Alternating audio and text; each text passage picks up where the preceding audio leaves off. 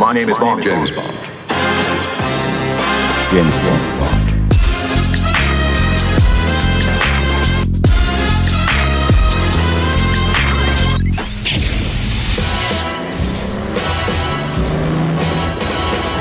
I'm beginning to like you, Mr. Bond. Call me James. We're using this Aston Martin AB5. Let's have a little fun with Mr. Goldfinger.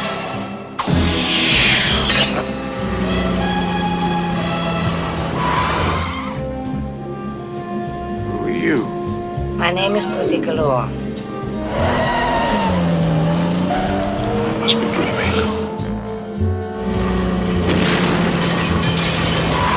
Choose your next witticism carefully, Mr. Bond. It may be your last. You expect me to talk? No, Mr. Bond, I expect you to die. Auric Goldfinger, one of the wealthiest and most evil men in the world, is suspected of depleting England's gold reserve through a worldwide smuggling operation, and secret agent James Bond is assigned to investigate the matter. James Bond discovers Goldfinger at a Miami hotel, spending his time cheating at card games with the help of his secretary Jill Masterson. But when James Bond convinces Jill to switch sides, he finds her murdered with her body coated with gold paint. James Bond provokes Goldfinger over a round of golf, and then trails Goldfinger's Rolls-Royce across Europe to his Alpine headquarters. Jill Masterson's sister Tilly is also trailing Goldfinger, but is killed by Goldfinger's henchman Oddjob. Bond is captured, but his life is spared, and he is flown to Goldfinger's Kentucky headquarters by Goldfinger's beautiful pilot Pussy Galore. Bond learns that Goldfinger is planning to rob Fort Knox by paralyzing the defense forces with a nerve gas sprayed from the planes of Pussy Galore's flying circus, and then blowing up the fort with an atomic bomb borrowed from communist China. Goldfinger proceeds with the plan, and Bond is handcuffed to the bomb. But unknown to Goldfinger, Pussy Galore has succumbed to Bond's charms and has warned Washington. The plot is thwarted, and Bond manages to free himself from the bomb only seconds before detonation, and then manages to overcome the brutal Oddjob. Later, as James Bond is being flown to meet the president, he is confronted one last time by Goldfinger. A fight ensues, but Goldfinger is sucked out of the plane window, and James Bond and Pussy Galore parachute to safety. Written by Richard Maybaum and Paul Den, and directed by Guy Hamilton, 1964's Goldfinger. What's up, Scott? Hey, how you doing? How are you, partner? Everybody in YouTube and being James Bond land and podcast land and all that good stuff? We're doing good. We're doing good. How's your week been? Not bad. Huh? You know, the usual. Cool. Yeah, Okay. now we're at the sort of like one of the first peaks in the James Bond filmography. It's really hard to explain, but it really was a phenomena. You know, it's not something I lived through, but it from all reports, it was like a big deal. Goldfinger. It was like a huge box office success. It was like it was kind of the first blockbuster, really. You know? It very well could be. I mean, don't get me wrong. There were very popular films throughout the years, but just the amount of money this thing made was phenomenal. And we're going to jump ahead a little bit, but believe it or not, Thunderball did even better at the box office than Goldfinger. Yeah. So I think, but Goldfinger really sort of starts the whole spy craze of the '60s. It really does. Yeah. Yeah, that is absolutely true. And it's interesting when you review this film, the nostalgia of it might come into play. And maybe a better word than nostalgia is a sense of gratitude, for lack of a better way to say it, because That's an interesting thing, yeah. you know what I mean? Because this is the one that really did sort of turn James Bond into a worldwide phenomenon, which is probably why we have it today. So when you look back on it, I think a lot of people, in fact, I always sort of say, like, you can sort of spot casual older Bond fans. You'll say, what's your favorite? And they'll go, oh, Goldfinger, of course. And it's like, all right, well, have you seen any other ones? Or, do you know the other ones? Yeah. But, and yeah, it's an interesting one. And I've kind of been, not back and forth, but just, I think for some people, this is the one that has everything. I've always kind of had mixed thoughts on it. It's not, not negative, but just mixed. So this should be a pretty interesting discussion. I think so, and I'll be honest with you too. I'm not one to say. How can I put this? I don't rate it as high as From Russia with Love. Let's put it that way. Mm-hmm. Yeah. It's got some iconic scenes though, and there's like, and I think that Terrence. This is the first one not directed by Terrence Young, and Right. it's Guy Hamilton is now at the helm, and he brought actually a lot of the humor to this film. I think Richard Maybaum wrote the first few drafts, and they were a little more serious in tone. I mean, they had a few lines and stuff, sort of like From Russia with Love, Dr. No, but. It wasn't until Guy Hamilton arrived where they added more of the humor to the thing. Yeah. And yeah, there is sort of an obvious shift to get into sort of lighter fare with this one. Yeah, agreed. And again, so that's where things kind of get interesting. And I mean, it's almost like you could sort of make the argument that the first seeds of the Roger Moore years, the lightness of it comes in here. Maybe That's some very people true. didn't want that, but again, I mean, you can't argue with what the box office did. But fans today, I'm sometimes it's interesting because I love to get into discussions with Bond fans and say, Goldfinger will come up, and some people just like it's almost not obligatory, but again, it's like, oh, of course, it's great, and then some will just say, yeah, not so much. I'm not a big Yeah. fan. So, and I sort of fall somewhere in between there, I guess. But so like I said, it'll be interesting to see what we come up with this discussion. Well, there's some brilliant moments of it. Like for me, like the first 45 minutes, even the first hour of the film are great. The structure's wonderful. It moves along at a breakneck pace. It has comedy, and it's kind of sexy, and it's got some surprises if you've never seen it. It's got the iconic Golden Girl, Shirley Eaton there. Yes. And that, well, maybe we should back up here and talk about the pre-title sequence. I Sure. think this also was sort of the template of what they would do later on in other Bond films, which was, you have this little mini movie action sequence to start the thing off. Yes, absolutely. Yeah, I love that, and I think I wish they did more of that. I mean, I mean, throughout the series they do Much a more? lot that are. Roger Moore? I'm sorry. I'm stuffing on you. I'm stupid. Sorry about that. I mean, they do it a lot through the series, but I kind of wish that they did more of that today. I feel like when they do the pre-titles, there are some times when it just sort of feels like the movie begins, then they stop and do the titles, and then the movie continues. Like it doesn't feel like its own entity at all. Right. Sometimes they play it where it's kind of its own mini movie with a loose connection to the plot, but definitely there. And sometimes it just feels like the story just started and continues on after the credits roll. So yeah, this one is spectacular. It really does have everything. It's got, it's stealthy. The one I compare this one to mostly would be like the Octopussy pre-title. Because that one to me sort of feels very similar, where Yeah. it's got it does sort of feel like its own adventure. There's a disguise. There's a Bond girl. It ends with an explosion. I mean, it's that one feels like its own mini movie. So yeah, this Goldfinger one, I mean, it really does sort of set the stage. It's got all the elements again: a Bond girl, a big explosion, the disguise. I mean, that when he's peeling off the scuba gear and he's got the tux underneath. Something that they pay homage to, by the way, in True Lies. It's a great moment in that movie.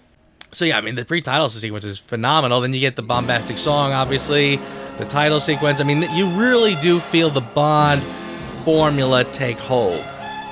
Absolutely. And also, too, I think you have to remember the context of what this is. This movie's from 1964. And you're seeing this stuff for the first time, really. So, it opens up, and then you see the duck, and then he's, the duck's on the disguise, on top of his head. You know what I found out? Originally, and one of the original drafts, it was a dead dog. Really? Yeah. And then, That's they're grim. like, well, we can't do that. And then it finally became that duck or whatever. But yeah, I was surprised to find that out. But and it's interesting, when you, with screenplays, you think, well, of course it's a duck, but no. I mean, sometimes these things, you're kind of batted around. What can we do? And you come up with something pretty good. And there's that, and then he goes, he infiltrates that oil tanker there. Yeah. And the inside is like this wonderful Ken Adams set. Yes. Inside, and it's just like from one little thing to another, and then he goes up and he sees the girl, and they sees the assassin in her eyes. I mean, there's so many cool moments, and the way he dispatches the villain. I think that's the cool thing too about it. It's just, they're not just going around shooting people. They're the deaths. If death can be like fun, the deaths are very amusing. Yeah. The way he fries him, and the guy goes for his gun. I mean, it's great stuff. Yeah, and that's you're absolutely correct in that it's.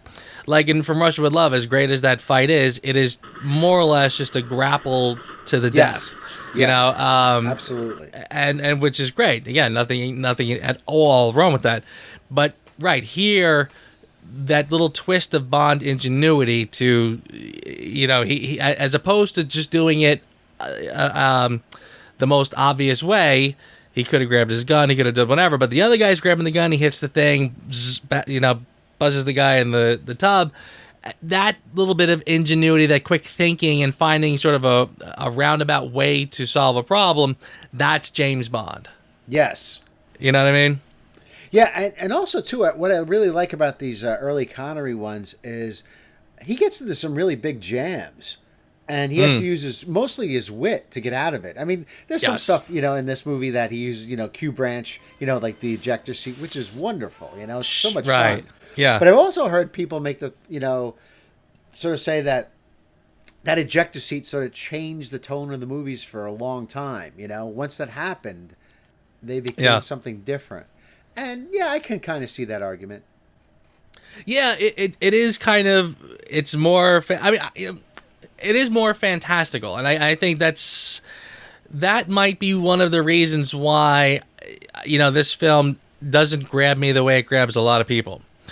It does kind of venture off into a more fantastic world. And yes, the gadgets in the car probably play into that. Although really it shouldn't be, because it's sort of an extension of like the briefcase from Russia with Love. Yes. They really took that idea, the Q gadgets and giving Bond, a gadget-laden arsenal, and he takes it to another level. So, I mean, the car is fantastic. Yeah, you're absolutely right. It does kind of, I think the word escapism applies to this film a lot more than it did to From Russia with Love. Yeah, I mean, it's like, you have all those guys and those Koreans, and they're running around in almost like their blue pajamas, Right. You're like, do they all go into town? I mean, are people going to start talking? It's a little suspicious, So, it's like those kind of things you just kind of go, just run with it, Yeah. I love all the casting up until now, but you know what I don't like in this movie? I don't think they cast the Americans very well. I'm watching it, and I'm like, the Americans are very much... very stiff in a way, and especially the gangsters. If there's one thing I don't like in this movie, it's the whole gangster thing. Yeah. The whole, you owe me $1 million. Right. And you owe me $1 million. What is this, a Hoods convention? Yeah. And they just make these obvious statements. What's with that trick pool table? Yes. Hey, the floor is moving. And Right. It's very much the stereotypical late 50s gangster. Yes. If anything dates this movie, it's that gangster stuff. Yeah. And not a big fan of Felix Leiter in this movie. Sorry, yeah. After Jack Lord, it's a letdown, man. Exactly. Yeah, it's interesting. Like you said, it's the Americans that kind of come off as being weird, coincidentally. It's not. Yeah, I don't know what it is, but it's very stiff and it's kind of uninteresting. Yeah. I mean, some of the scenes move like later in the film when they're following Solo and Odd Job, and that whole business with the car gets compacted and so forth. Yeah, I'm watching it, I'm like, you know what? The sole interest in this scene to me is the John Barry score. That's what's keeping me going here. Sure. Yeah. When I sat down and analyzed it, but as a scene on itself, I'm like, Yeah. Well, Yeah, there's a lot to unpack with that. Yeah, first of all, yes, the Don't switch get me from wrong, Jack I love Lord. the movie. I'm just we're being nitpicky now. Well, Yeah. that's why we're here.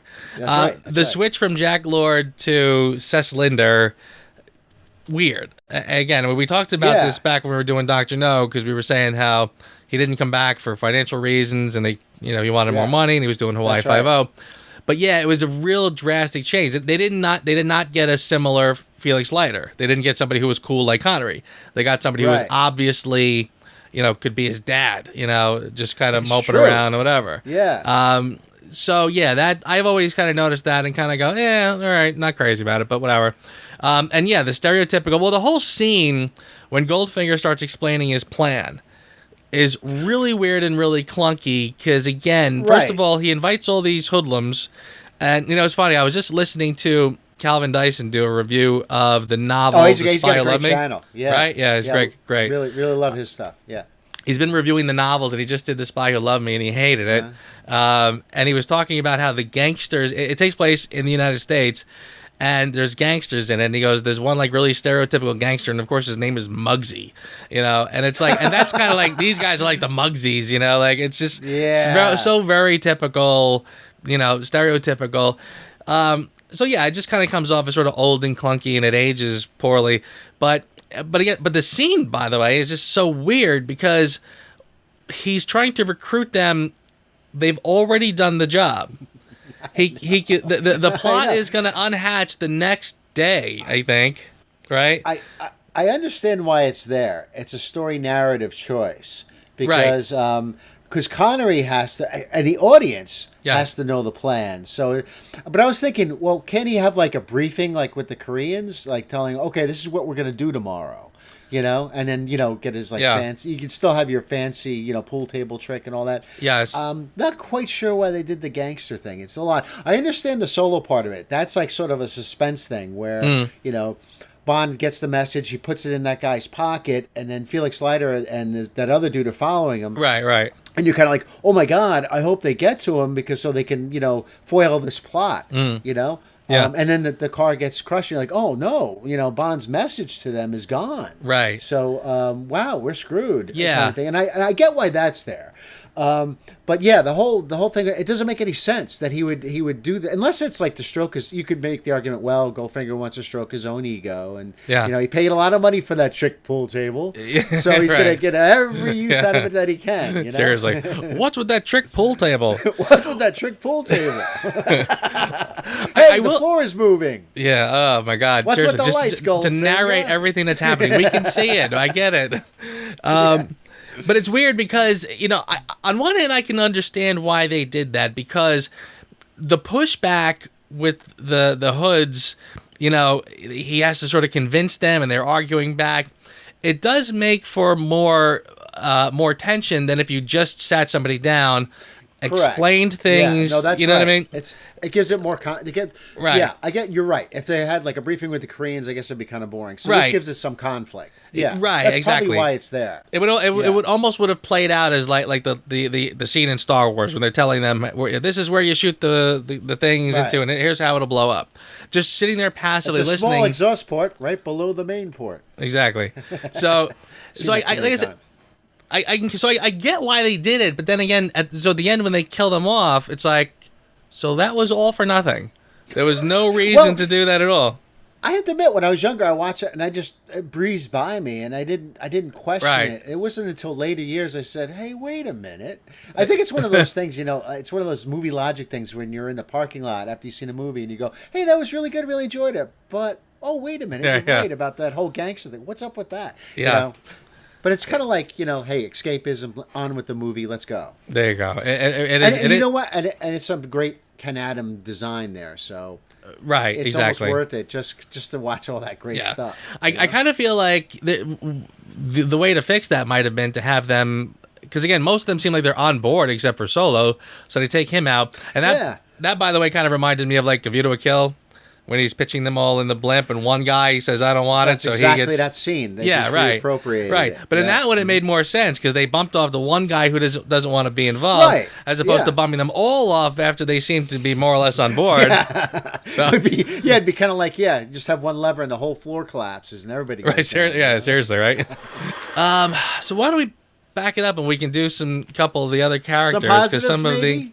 Are you guys Yeah, gonna right. have some positives? What's wrong with you guys? I came here to watch Gold. You guys praise Goldfinger, and all you talk about negative stuff. Seriously, right? I like the casting. I mean, the Bond girls. Jill Masterson is great. Tilly Masterson Shirley is really good. Eaton. Shirley is terrific. You know, I was watching. Amazon has The Saint. The Roger Moore show. Yeah. On for Prime streaming in the United States. And there was an episode with Roger Moore and Shirley Eaton, and that was really is that right? cool because it's like right around this era, this time Yeah. period, and it was kind of cool to see a really young Roger Moore and Shirley Eaton sharing screen time together. Really Awesome. cool, and a great show, by the way. But you should, if you got Amazon streaming, catch a few episodes, man. Really good stuff. Nice. So yeah, she's good, and of course you get the Golden Girl scene, which again, Iconic. That's great. It really, one of the things you cannot fault this film for is its iconography. I mean, there are so many things about it that are absolutely iconic, and that's you the know? thing. There's so many great things in it, Yeah. The Aston Martin, the Golden Girl, Odd Exactly. Job. Yeah. The list goes on and on. Sure. So she's great, and I thought Tilly Masterson later was a nice little wrinkle. You know what I like? My favorite scene is, and this is sort of a callback to the other films, like Dr. No in particular, when he's sort of questioning her in the car about, what's in the case. Yes, And she's yes.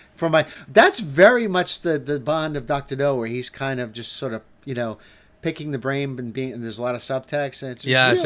It's a lot of fun, It- He's more being able to more in his detective mode. Yeah.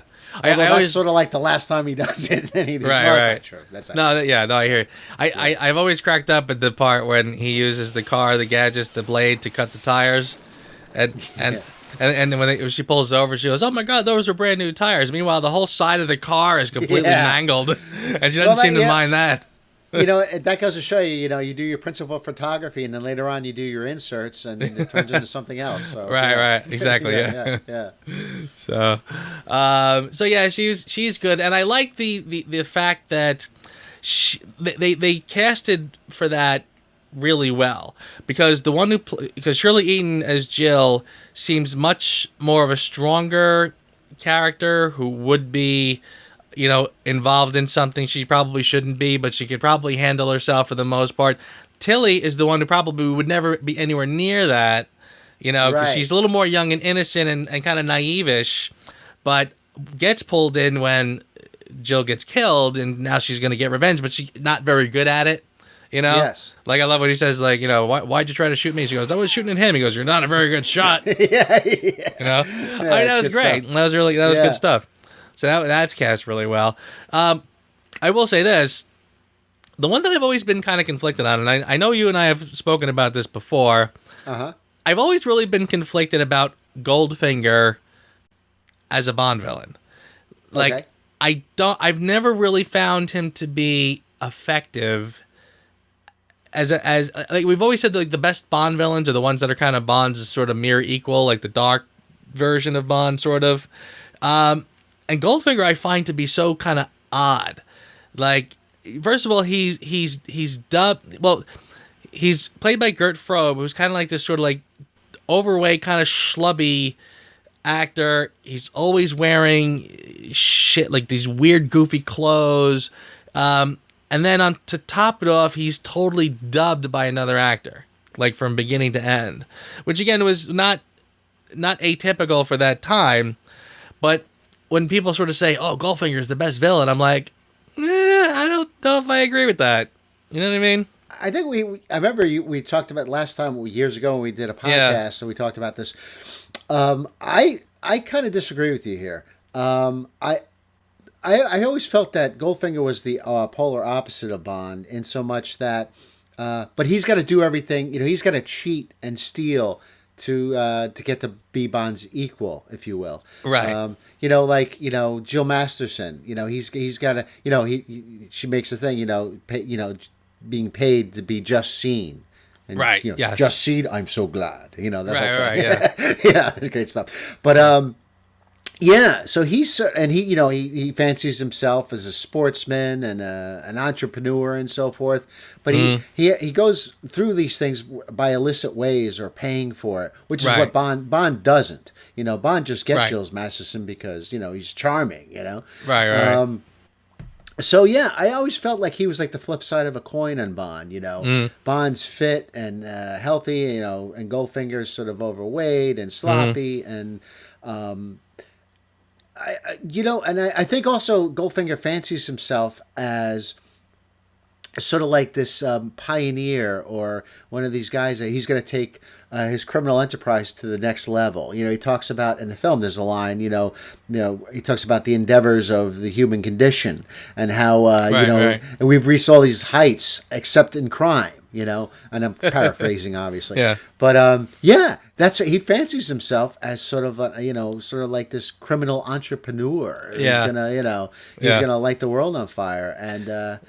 Yeah, no, and I hear that too, because it's funny as I hear myself saying, the best villains were the mirror images. It's almost like I'm having flashes of the Marvel Cinematic Universe where every superhero seems to find like this equal to him, ends up fighting, like Black Panther is fighting evil Black Panther at the end. Iron Man's fighting bigger Iron Man, and they always seem to find like this sort of mirror image of them.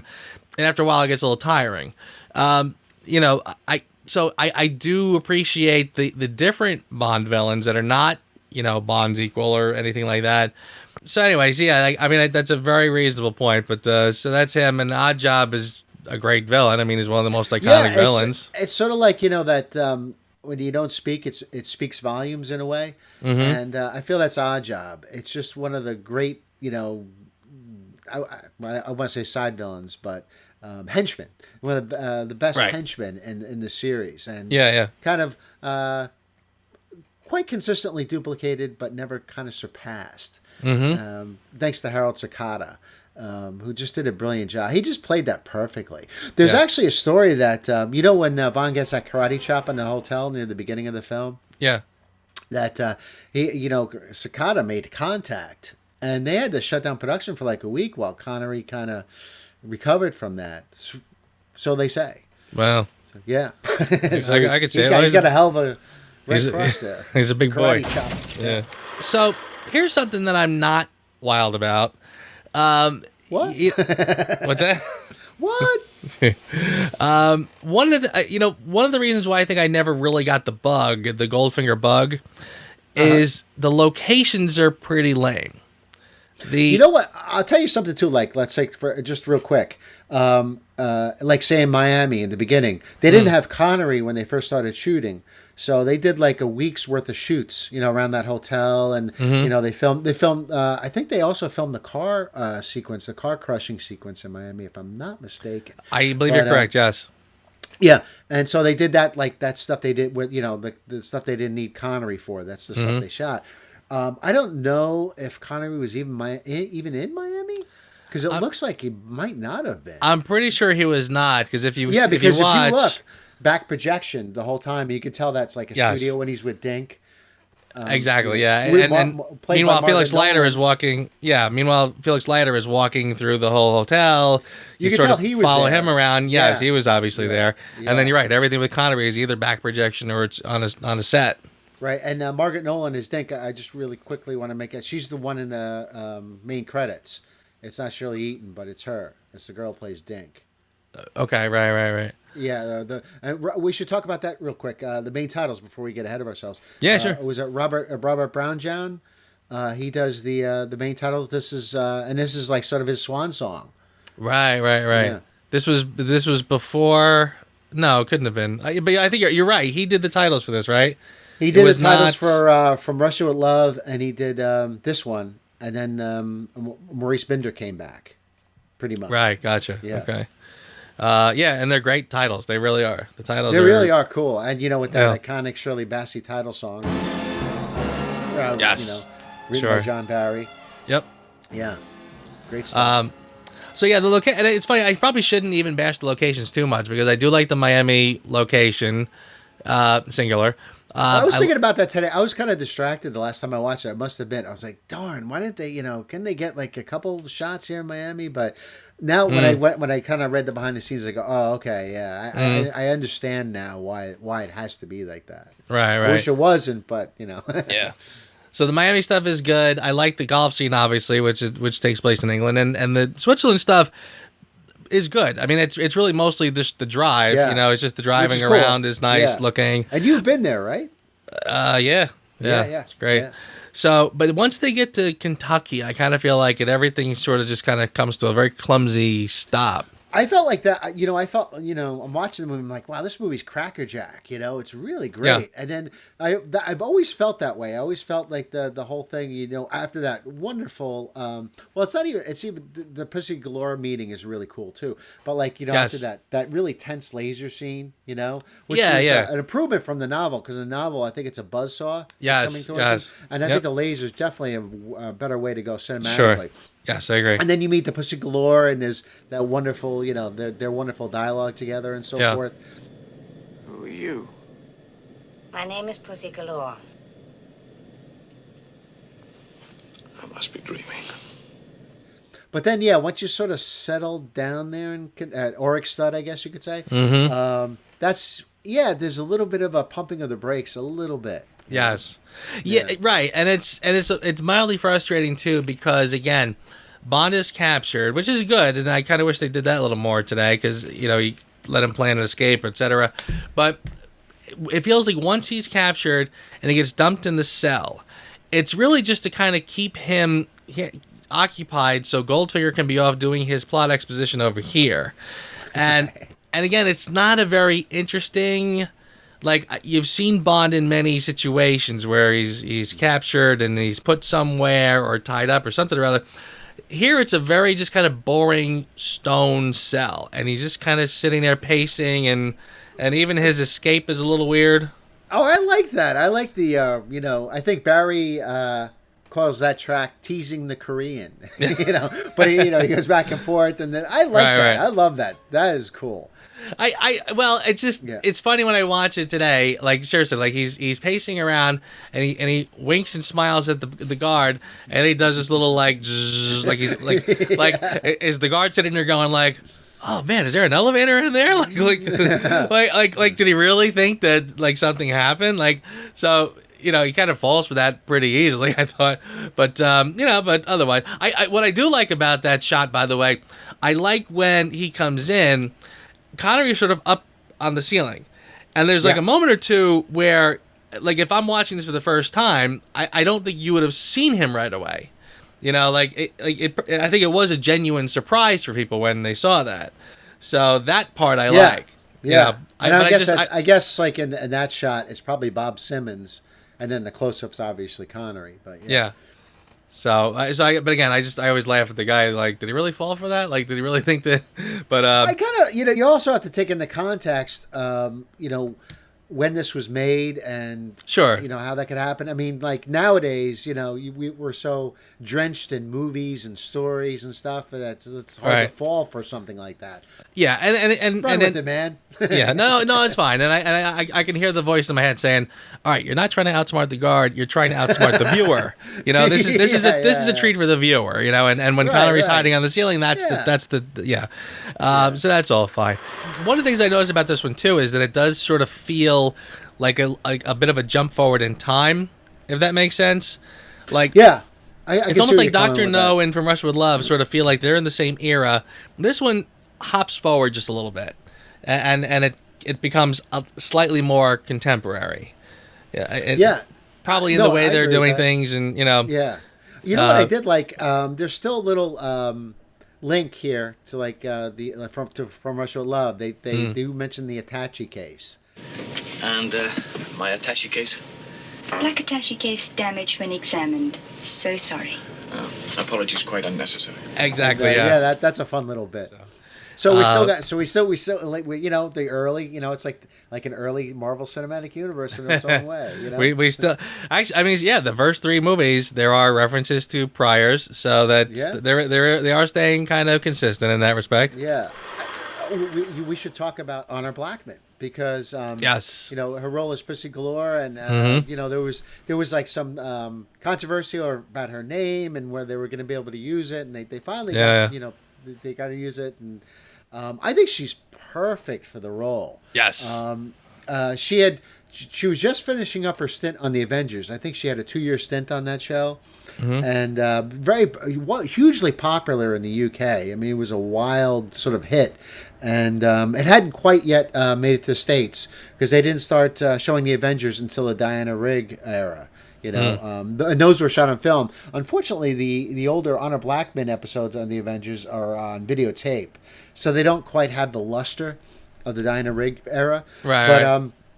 But anyway, she was a huge hit in there, and I've seen some of them. She's really good in them, and I just think she has the perfect kind of way about her and her build, and they even put her for that character. They put her in the right wardrobe and stuff. It just part of the reason why she got the job is for the Avengers. She had to sort of learn judo. And, because they did fight scenes in that and so forth, so she sort of came, ready made for the part. Yeah, I totally agree with you. More of her. I wish there was more of her, though. Instead of Hood's Convention, I'd rather see more of her and James Bond. To be honest with you, but right. Right. I agree with that too. In fact, I mean, her role is actually, if you think about it, is not huge. It's not. But yeah, no, the casting of Shirley Eaton is spot on, and she is absolutely perfect for that role because you need somebody who looks very smart, very capable, and the fact that Bond's charms do not work so quickly, right? Exactly. Yeah, I mean, well, eventually they're all going to fall to James Bond. I don't know if that would go over today, but whatever. Let's not go there. Oh yeah. Well, that's the thing. Again, I watch that scene and I say to myself, this woman is capable enough that if it is more of a battle of, it's not a physical, the playfulness of the scene or the way the scene works is that on one hand, it is a physical confrontation, but it's also playful. It's, it's not meant to be forceful. Right. And again, like the part when he actually kind of pushes himself for a kiss, like you said, a lot like modern audiences might have a problem with it. But again, it's not a genuinely forceful thing. Because she is a capable person. Like if she wanted to, she would have kicked him in the nuts or something. I mean, know. So it really is a battle of, it's a physical competition, for lack of a better word, but also a mental. And again, kind of getting back to I always like to talk about the romance in the films. I think it's a great dynamic that they have. Again, it's not the Honey Rider, it's not the Tanya. It's this is more of a challenge for James Bond, and I think that sort of spices things up a bit. She's not just sort of falling in his arms and saying, I love you, I love you, I love you. It's quite the opposite. He's actually got to sort of make an effort here, and it pays off. I think that tension on screen works. And again, I mean, seriously, I mean, it really does sort of harken back. It's funny. I remember having conversations with people way back when, and even becoming like a younger James Bond fan. I remember kind of sort of feeling like, well, they only put sexy girls in these movies because, people like movies with sexy girls in them. It has nothing to do with real life. But people would sort of say, nah, on the contrary, if you're in espionage, if you're a spy, you often will get things out of people by using your sexuality and seducing people. Women will seduce the men. So yes, it's not uncommon at all for there to be sexy women in espionage. It's a Mata Hari, Right, exactly. So yeah, I mean, so that's why I say that I think the idea that Bond would I mean, Bond trying to seduce Pussy Galore is sort of his last ditch effort. Yeah. I mean, he's kind of tried everything at this point. The note didn't work. He can't escape. Yada yada. So him trying to seduce her and to turn her to his side is sort of like his last hope. Right, because So he's seen the crushed car, and he knows Yeah. that ploy didn't work. Exactly, so right. That's interesting. Yeah, so he kind of has to go, whoa, what am I Right. going to do here? I got to turn up the charm times 10 here. Exactly right. So seriously, not only is the seduction of Pussy Galore something like as a romance thing you sort of want to see happen, this is also Bond trying to solve the crime here. That's right. That's good. Yeah. So the fact that he actually sort of wins her over, that kiss has more than one meaning. It's not just a matter of Bond trying to get the girl. Because you know what? I've always looked at it in a very two-dimensional way, and that's interesting that you brought that up. And I was like, oh, yeah, you're right. One of the things I also notice about the film is that, I mentioned before how when they're in Kentucky, the brakes sort of come on and things move very slowly. When they actually get to the part where the big heist happens, I feel like there's a lot of dead air there as well. Where I was watching that, and I know what you're saying. But what moves it for me is the John Barry score. I think that really saves those scenes. I think that his score and the way that the rhythms of the editing and stuff. Well, there's a lot. I think really pull it through for me. Yeah, but and then you're bringing up a good point, because I think there's a lot of the scenes that don't have any score. There's a lot of stuff where there is no music at all. And I've said to myself, talking about like, the raid on Fort Knox? Well, I mean, the music is great when the planes are coming in and the people are dropping and all that stuff. And then when they go in, they bring the truck in with the laser, they blow the door off, and then they kind of go in and they lock Bond up. I mean, there's a whole spread of time there where there's not much music at all. I think it's like just. I'll be honest with you. I like that stuff because I'm a big fan of heist movies in general. So I like the intricacies of that. I like to see how they get in and do all that. Part of the reason too is like you've seen it before and you've seen it for many times, time and again. So you're kind of like, let's get on with it. But you have to sort of back up and say, wait a minute. Well, this is the first time I'm seeing this. This is interesting to me. Yeah. It's sort of like, this movie has little fetishes like that. Like you go in that big long thing with Harold Sakata as Oddjob and that's Mr. Solo thing. Right. Yes. And that's like, there's like no Connery, no Goldfinger. And it's like, it's a good show. It's like a good, almost a reel, of that whole car Seriously, business. But it's kind of interesting and you kind of watch it. And I feel the same way about that Fort Knox thing. It's sort of like, do we need all this? Probably not. But I find it kind of interesting, how using, and that was kind of cool. Oh, he's got the laser to take that door out. Oh, okay. That's cool. Right. It's not just like like in later films, it's like some contraption they have because they want to put Bond, they want to have that scene with Bond, and then you never hear about it again. It was kind of neat. It was a callback. Right.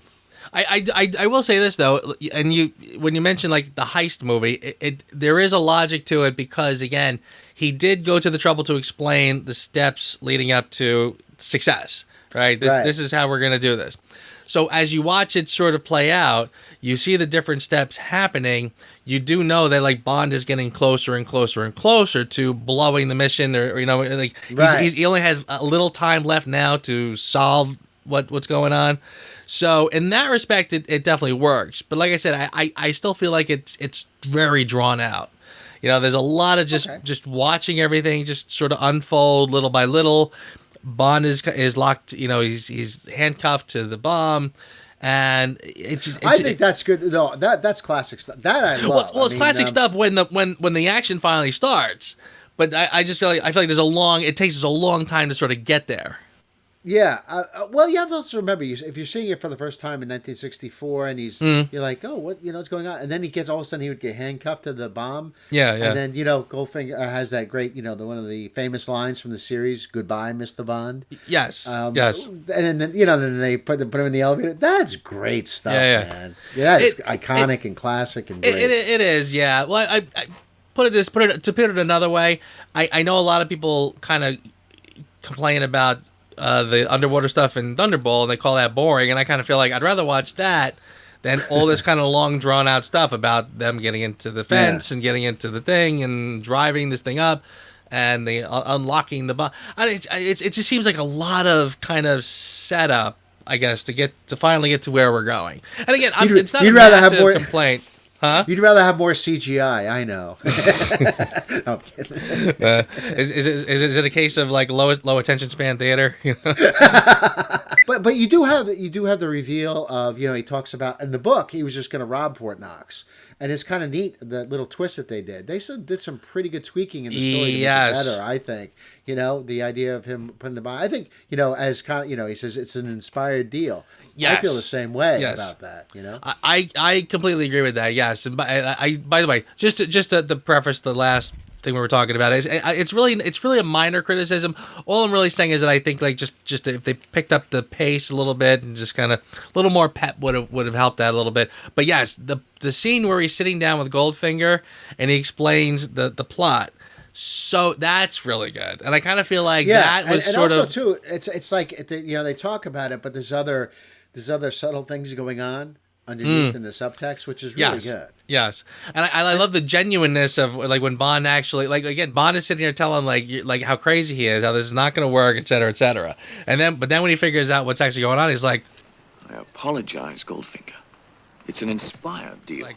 Goldfinger, I take it back. I apologize. That's actually I mean I like that genuineness. It's the only time he really compliments Goldfinger too, because he's always coming out with the insults. He says, "What do you think of my horse?" He's like, "Well, better bred than the owner," and stuff like that. He's always Oh, he got me. The one true, and Goldfinger's just beaming with delight. Seriously, he finally impressed him. That's a good point. That's a very good point. Yeah. My score. And I'd like a drum roll, please. Thank you. I know. I'm going to give this a 9. It's not quite a 10 because of the reasons we talked about, the whole hood part, that whole thing. He's giving that exposition of those hoods, but he's going to kill them anyway. It just doesn't make sense. But that aside, there's so many iconic moments. I feel like if I don't give it a 9, I should be hoisted on my own petard in a way. It's just wrong. But I watch it so much, and it's such a great film, and it's part of that vintage Bond thing, and it's such an important film in the filmography. So I can't give it anything less than a 9. So yeah, it's on a par with me to like Dr. No, not as good as From Russia with Love, but so many iconic things in it that I just have to give it a 9. The funny thing is, I feel like every time we've done a review so far, I keep rediscovering more that I like and a lot less that I don't like. I do feel that the locations are a little dull as far as a James Bond movie goes. But on the other hand, I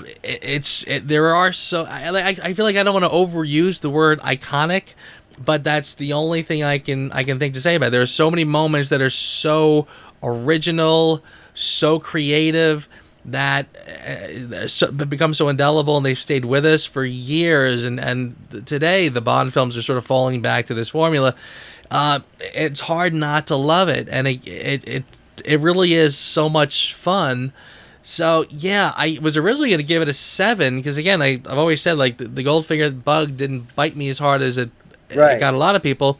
But I'm going to go with an 8. I'm going to go with an 8, and I think that's a fair score. Yeah, I just feel like it's hard not to like it. It sort of grows again when I watch it. It really does grow on me.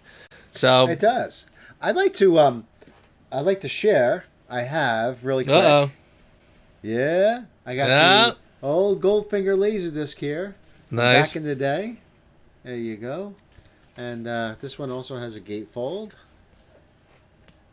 Oh, very nice. I think you can almost see that. Yeah. Yeah. And a few years later, that was a Criterion one. A few years later, they did a even more deluxe set. Oh, very cool. Yeah, which is like what's cool about this one. Okay, there's a little light on there, but okay. But what's really cool about this one, it has a booklet. Kind of like a liner notes kind of thing going on. Mm-hmm. Nice. But what I really like is the jackets that the Laserdiscs come in. They kind of have, I don't know if you could see it, but they have like little pictures from the film and stuff like that. A little behind the scenes really stuff cool. too. A little thing about joining the Ian Fleming Foundation, which I didn't do, but whatever. But yeah, it's got like all these. This is sort of like the basis for what the DVDs would become with all the special features and everything. This was sort of like the prototype for that of what we have today. I would say I think we talked about it almost ad nauseum, but it's the hoods. That whole. And what really bothers me about it is just like their inane dialogue and the stating the obvious. That really, what's at that trick pool table? What's with the lights? The floor's moving. What are you trying to pull, Goldfinger? It's just so cliched and I could live without those hoods. But everything. Oh yeah, I also wanted to add that the name Solo. Actually, Ian Fleming worked on The Man from U.N.C.L.E. a little bit. The only thing that survived. Right. The only thing that survived though was his name. The name he gave the Robert Vaughn character, Napoleon Solo, and he also came up with the name April Dancer, which would become the girl from U.N.C.L.E. But Solo, and there was a kind of thing about using Solo because of the Solo use of the name Solo in this story in Goldfinger, and there was sort of like a little bit of a legal thing going on for a little bit there, but it finally dissipated, and they were able to use the name Napoleon Solo for the band from U.N.C.L.E. Yeah, my least favorite thing again. I there's a part of me that almost feels like it's not fair to pick on it, but again, I just feel like the Kentucky location is really it has to be the most boring Bond location I can think of. Like it's literally if anybody said to me like, oh, you mean Kentucky? Yeah, I mean, like, if there's any place you have no interest in, it's Kentucky, as far as like Bond locations would be. But I mean, even if Branchwater is wonderful. Well, there you go. Gotta get a bourbon and Branchwater. So yeah, I that's the one thing that kind of bugs me. I kind of wish, like, I mean, somewhere in England or somewhere like in France, maybe you could have had. I mean, they do a whole horse thing in View to a Kill, and the location is gorgeous. Here it's just kind of like, do you hear the banjos playing in the background as you didn't like there. That little side trip to Kentucky Fried Chicken? Yeah. That's one of my favorite stories. I remember hearing, like, when they were filming that, they passed this restaurant called Kentucky Fried Chicken. I thought this was so cool. It says Kentucky. It's gonna make it so obvious that this is where we are. They're from Great Britain, so they didn't. Right. Who knows? Yeah. I'm gonna go with the laser scene, just because of the dialogue and the sort of the subtext and the way Bond talks his way out of it. That's what I always liked about the early Connery ones. You really sweat it out with Bond. He gets to a point where, you're like, wow, this guy's in a corner, man. And it's great to see him talk himself out of it, Nice. And, I think Garth Robe was great in that scene. And it sort of made sense why he kept him alive, too. I kind of like the way they worked that out. He had just enough information to get himself out of that jam. It was good. Yes, very true, very true. And it seems like, I don't know, very Fleming-esque to me. I don't know. It just really works for me. Nice, very good. Because in a lot of movies, you're like, why are they keeping the hero alive? Why don't they just kill him? And they make a joke about that in the Austin Powers movie. You just don't get it, do you? You just don't get it. That whole thing. Yeah. But here it seems like, no, he's got a legitimate reason to sort of keep him around for at least a little bit. My favorite part, and honestly, I kind of just sort of discovered this as we were talking. I mean, I was picking this up as I was watching tonight, but then as we were talking, I kind of, it sort of cemented in my mind. I think the kiss between Bond and Pussy Galore as really sort of being the breakthrough moment. Again, most would sort of look at that and say, oh, this is Bond just trying to get a girl because Bond likes his girls. Yeah. But again, it was really his last-ditch effort to try to save the day. Yeah. So he had to seduce this woman. I mean, so it kind of falls back on the whole spy and espionage and sexpionage thing where you have to seduce this person to get information or to get what you want. And so again, it was sort of part romance, as just a typical Bond trying to win over the girl, but it was him saving the day because that is basically how he foils the plan. So again, I kind of felt like as I was watching it today, I was finally realizing that this romance between Bond and Pussy Galore is more than just a romance between Bond and his leading lady. It is about him trying to solve the crime. So hats off to the writers for this one because I thought that was pretty well done. Can I put an asterisk on that favorite scene? Because I was just thinking about it. I was like, that fight in Fort Knox with Oddjob is pretty great, too. Absolutely. And, now we know the story and everything, but it was great, when he's fighting Oddjob and you think, he gets the hat stuck, and the way he dispatches him, the way they do it, that the hat hits the electrical wires, the wires fall, and it looks spectacular in the film, Yeah. And but it also works. It works twofold, the way he meets his demise, and they were able to create a way for where the bowler does kill him, but it's not the way you expect it. That's good stuff. That's good storytelling, and that's a wonderful creation. It really is. Again, kind of going back to what we were saying about Bond using a moment of ingenuity, not just overpowering. Right. And so Oddjob dies by his own hat. I mean, it really does. If you don't do it that way, man, it's like it's wrong. My friend, have we summed up Goldfinger? I do. There's always these things, after we do these, I go, oh, darn, I didn't talk about this or I didn't talk about that. But I feel pretty satisfied at the moment. How about you? Yeah, same here. Again, it's a movie that I kind of for a long time took for granted. And, again, I liked it just fine. But I kind of feel like it, again, and I've seen it a number of times, but I feel like watching it with a more critical eye today, I kind of was getting a little more of a spark. So yeah, I'm happy. The whole series is kind of, I'm enjoying rediscovering these films, really. All right, my friend, this is another good one. I'm enjoying it. So thank you again for being here, my friend. Thank you for having me. It's a blast. Thank you so much. All right, and Being James Bond reviews will return. All right. James Bond.